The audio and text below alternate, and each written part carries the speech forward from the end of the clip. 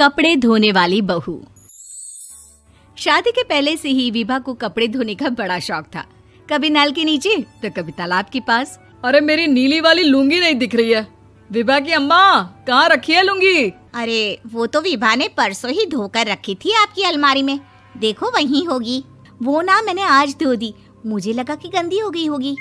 अरे कैसे गंदी हो गई थी? उसे तो मैंने पहना भी नहीं। हे भगवान, इस लड़की के कपड़े धोने की आदत से परेशान हो गया हूँ मैं। जितना तो घर में राशन नहीं आता, उससे कहीं ज्यादा डिटर्जेंट पाउडर का खर्चा है। इसकी शादी करवा दो, शादी। जाए अपने घर में ही करे काम, फिर चाहे घर के कपड़े धोने हो या पूरे गांव के। हाँ ठीक बोल रही हो, देखता हूँ मैं कोई लड़का। वो दिन भी आ जाता है जब विभा को देखने लड़के वाले आ जाते हैं। लड़की मुझे अच्छी लगी। होने वाली सास कहती है, बेटी अगर कुछ पूछना है तो पूछ लो। वैसे तो हमारी लड़की बहुत ही शर्मीली है, जो बोल दो वो मान लेती है, इसे क्या पूछना होगा। अरे कैसी बात कर रही हो माँ, मुझे इन लोगों के घर रहना है, सवाल तो कई है। हाँ हाँ बेटा, पूछ लो ना, क्या पूछना है। आप लोगों के घर कपड़े कौन धोता है? सास का मुंह बन जाता है। देखो, अगर तुम ये कहना चाहती हो कि तुम्हें कपड़े धोने नहीं आते तो सुन लो, कपड़े मैं ही धोती हूँ, लेकिन तुम्हारे आ जाने के बाद मैं रुमाल तक नहीं धोऊंगी। अरे चुप रहना भाग्यवान, बहू बेचारी घर आई नहीं, उसे डराना शुरू कर दिया। वो क्या है ना बिटिया, अभी तक तो ये कल्लू की माँ ही धोती थी, लेकिन अब तुम्हारे पापा तो दहेज में वॉशिंग मशीन देंगे ही। तभी विभा की माँ बोल पड़ती है, सवाल भी पूछा तो क्या। वैसे भाई साहब, मशीन की तो फिर भी कपड़े धोने की कैपेसिटी होती है। मतलब जो बिटिया दे रहे हैं ना विभा, इसे कपड़े धोने का बहुत शौक है। ये आप लोगों के क्या, आस पड़ोस गांव मोहल्ले सबके कपड़े धो दे और उफ तक ना करे। बाहर देखा नहीं आपने कितने कपड़े सूख रहे हैं? सब हमारी बिटिया ने ही तो धोए हैं। बस भी करो ना माँ, शर्म आ रही इतनी तारीफ सुनकर।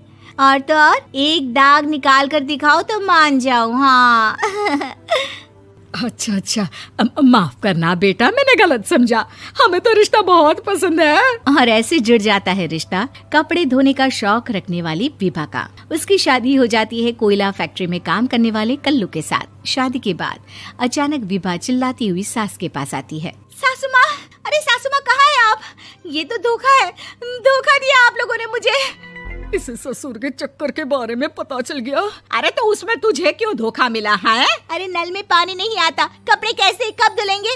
अच्छा, तू पानी नहीं आ रहा उसकी बात कर रही है। तो आपने क्या सोचा? कुछ नहीं। अच्छा, तेरी माँ ने कहा था कि कपड़े धोने का शौक है, तुझे याद आया मुझे। शौक बोलकर कपड़े धोने वाले मेरे जुनून को कम ना आके सासू माँ, कपड़ा धोना मेरा गुरूर है। तभी पति भी वहाँ आ जाता है। अभी मैंने इसे सनी देओल की फिल्म दिखाई है, उसी के डायलॉग मार रही है माँ। अच्छा सुन, साफ साफ बता रही हूँ, पानी सुबह 4 से 6 और शाम को 10 से 12 आता है, समझी? विभा टाइमिंग सुनकर हैरान हो जाती है। ये क्या भूतों का मोहल्ला है? सुबह 4 बजे उठकर कौन कपड़े धोता है? 4 बजे टंकी में पानी जाता है, फिर सारा दिन धोना ना, किसने मना किया? अरे कैसी बात कर रही हैं? 200 लीटर की टंकी में कितने कपड़े धो लूंगी मैं? सुबह ही उठ जाऊंगी मैं। अब क्या था, विभा सुबह 4 से लेकर रात के 12 बजे तक कपड़े ही धोती रहती। एक रोज सास पड़ोस से निकलकर कहीं जा रही होती है कि साथ वाली कहती है, हाँ कल्लू की माँ, जरा ये बताओ कि 2 साड़ी है, 2 ब्लाउज और एक पेटीकोट और एक नाड़े वाला लंबा कच्छा। हाँ तो?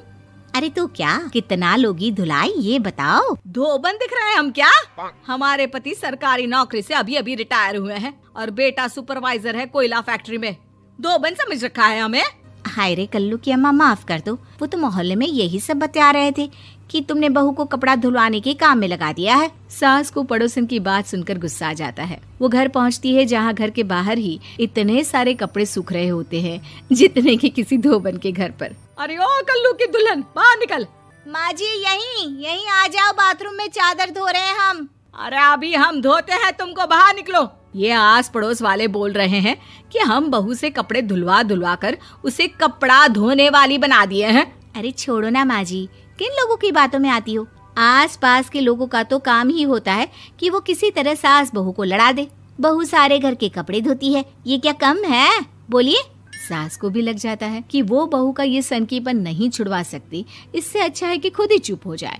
एक रोज सास और बहू मंदिर जाते हैं, जहाँ सास की साड़ी वहाँ खड़ी भीख मांगने वाली से मिलती है। माँ जी क्या बात है, आपकी साड़ी उस भिखारन से कितनी मिल रही है ना? हाँ हाँ देखो तो दोनों की साड़ी मिल रही है। क्या बात है कल्लू की अम्मा, तुम खुद को तो अफसर की बीवी बताती हो और ऐसी सिंपल सी प्लेन साड़ी पहनकर घूमती हो। सिंपल और प्लेन नहीं है ये साड़ी। तो क्या सोने के धागे से फूल बने हैं?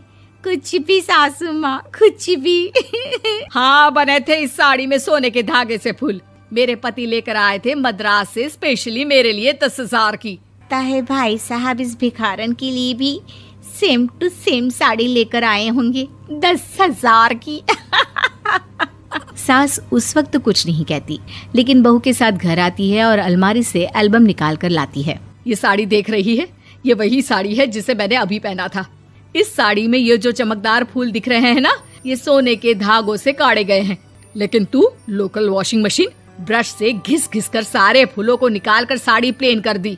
मुझे माफ कर दीजिए सासू माँ। और तो और, जब मैंने तुझे तेरी गलती के लिए कुछ नहीं कहा, लेकिन तूने तो सबके सामने मेरा मजाक ही बना दिया। क्यों? बहू को समझ में आ जाता है कि अब से उसका कपड़े धोना बंद।